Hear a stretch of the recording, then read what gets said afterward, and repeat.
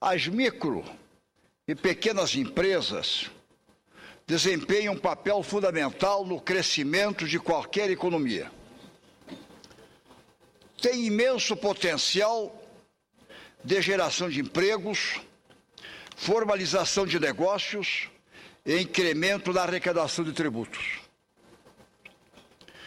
Para termos uma ideia da importância desses empreendimentos, estudo realizado pelo SEBRAE revela que, no Brasil, são criados anualmente mais de 1.200.000 novos empreendimentos formais. Isso por ano. Desse total, mais de 99% são micro e pequenas empresas e empreendedores individuais. Quer dizer, mais de 99%, quase 100%, são micros e pequenas empresas e também empreendedores individuais. São empreendimentos pequenos que procuram ter as suas atividades nas comunidades, nos lugares mais distantes, pequenos, lá num bairro, num lugarejo menor, e dali começa com uma célula a tentar florescer. Em função disso, o país apresenta uma elevada taxa de... Apesar disso, o país ainda apresenta uma elevada taxa de mortalidade entre os micro e pequenos. Cerca de 30% param nos 2 primeiros anos de atividade, sendo que esse índice sofre elevação quando considerado um espaço de 5 anos. Ao longo dos últimos anos, temos visto avanços significativos no incentivo ao desenvolvimento desses empreendimentos, como acesso ao crédito facilitado, qualificação técnica e diferenciação tributária. 3 aspectos, assim, com um diferencial extraordinário, que é o crédito, que é facilitado, a qualificação técnica e também a diferenciação tributária. É um tripé extraordinário para as micro e pequenas empresas, sem dúvida alguma.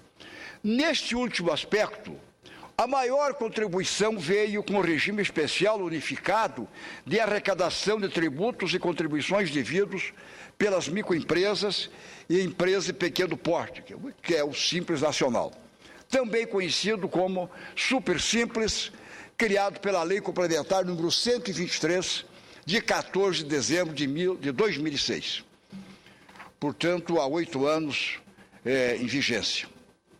O texto garante tratamento diferenciado e favorecido às microempresas e empresas de pequeno porte no âmbito dos poderes da União, dos estados e dos municípios.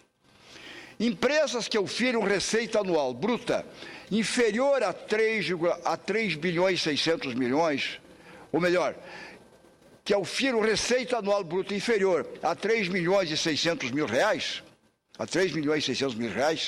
beneficiam-se de significativa simplificação burocrática e da diminuição da carga tributária sobre elas incidente.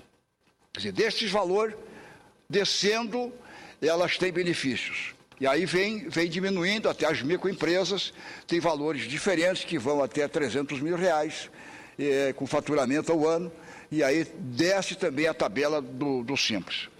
No entanto, alguns setores não mereceram um enquadramento, e aí que quero chegar. Alguns setores.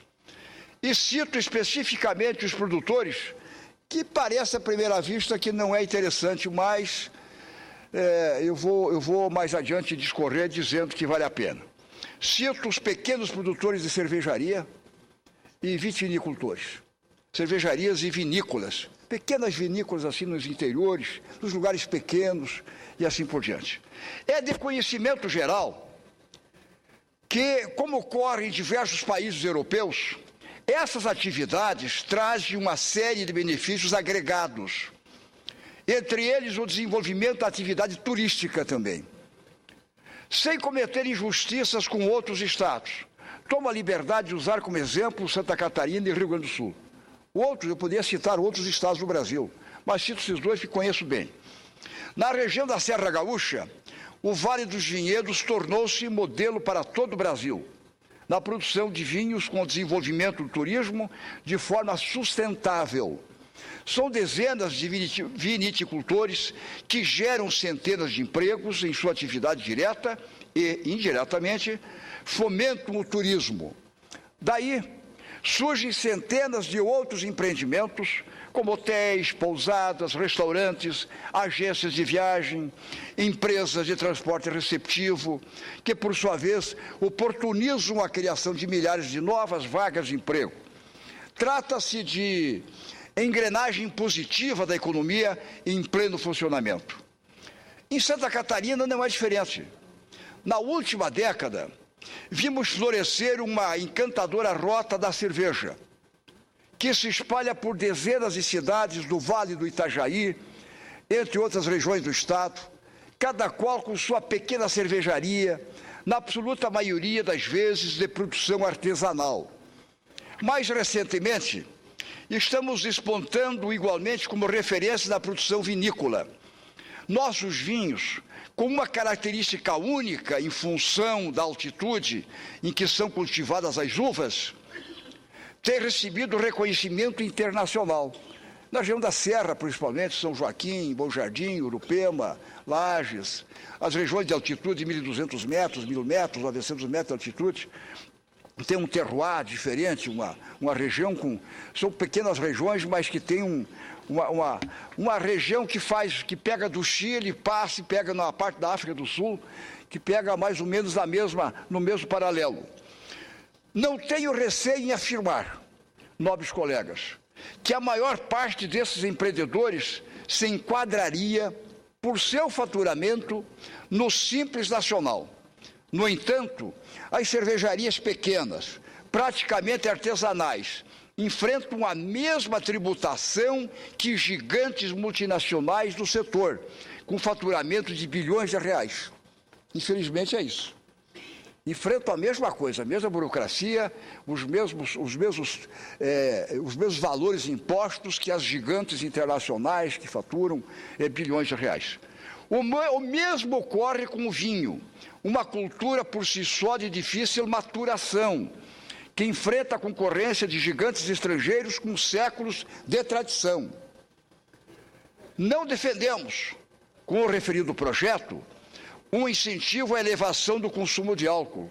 Pelo contrário, nada disso. O governo pode, por isso, e deve, implementar políticas restritivas, inclusive sob a forma de desestímulo fiscal. Eu acho que aí sim, na questão do álcool, os grandes consumos tem mecanismos para restringir através dos estímulos fiscais. Entretanto, é preciso reconhecer que não é este micro e pequeno produtor que, no mais das vezes, envolve sua produção de forma absolutamente artesanal, o responsável pelas mazelas associadas ao alcoolismo.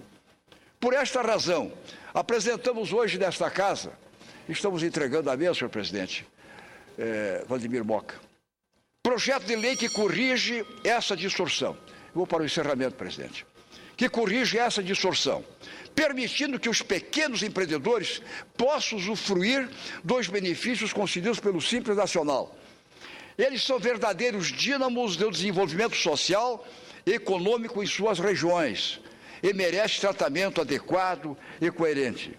Trago isso, senhor presidente, e nobres colegas, porque entendo que isso vai ajudar a disseminar, eu diria, não só nos estados que referi, que é o meu, Santa Catarina, Rio Grande do Sul, mas no Brasil inteiro.